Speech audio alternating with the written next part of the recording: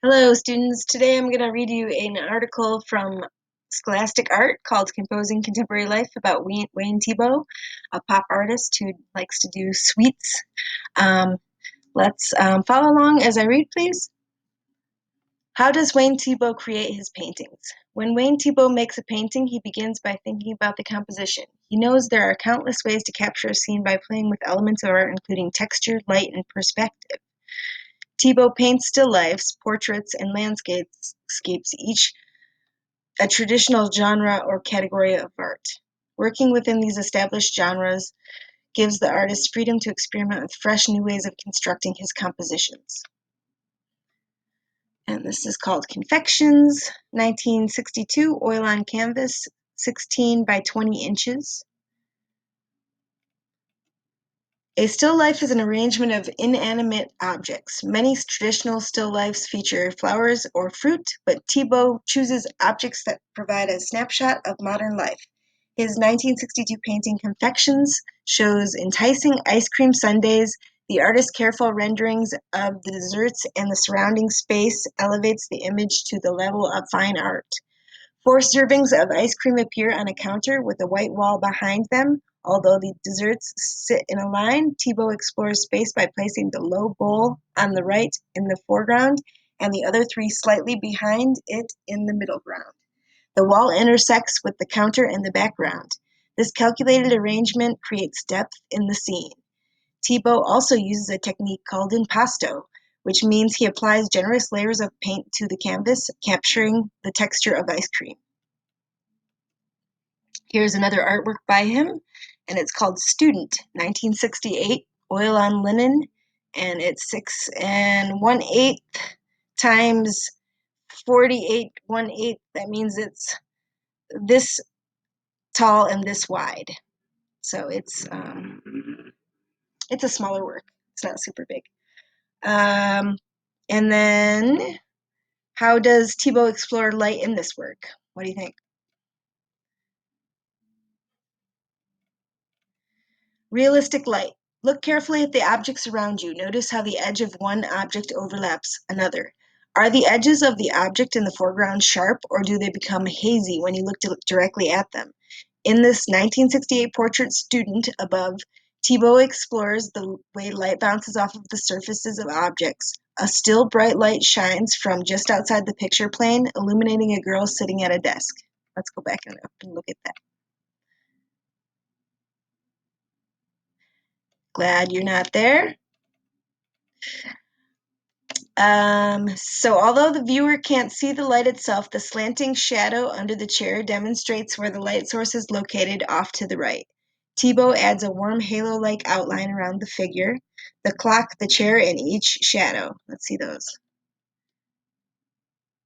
Okay, so he's going around the edges of things with these colors. There's like a green next to the gray here by the clock, and some other places apparently around here. Her edge of her pant leg down here looks a little like pink, and there's like blue up above it.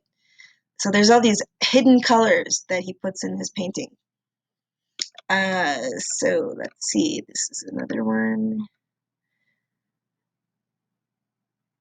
He aims to create the way the human eye sees objects overlapping one another. This one looks like that.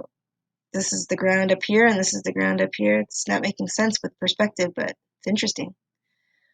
It's called River Lake 2008, oil on canvas, 60 by 60 inches. So also in a little bit smaller of a one. I wish I could blow it up to make it bigger. Let's see. Ooh, that's cool. I like that. I don't know about you guys.